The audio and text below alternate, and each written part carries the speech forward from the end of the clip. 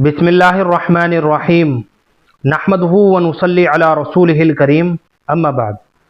मोहतरम नाज़रीन इकराम, एक साहब हैं क़याम हुसैन, इनकी जानिब से कमेंट है, अस्सलामु अलैकुम मुफ्ती साहब, बिस्मा नाम का मतलब बताइए, ये नाम रखना ठीक है या नहीं।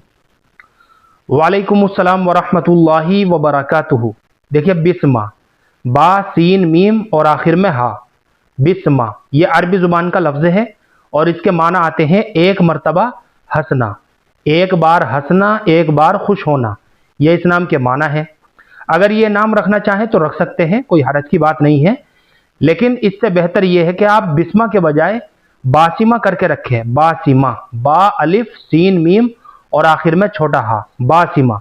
इसके माना आते हैं तबस्सुम करने वाली और मुस्कुराने वाली, तो ये लफ्ज़ ज़्यादा बेहतर है बिस्मा से। देखिए, हमें अपने बच्चों के ऐसे नाम रखने चाहिए जिनके माना और मफहूम अच्छे हों।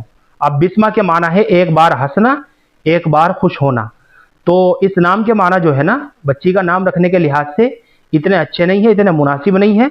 और बासिमा जो लफ्ज़ है इसके माना है तबस्सुम करने वाली, मुस्कुराने वाली।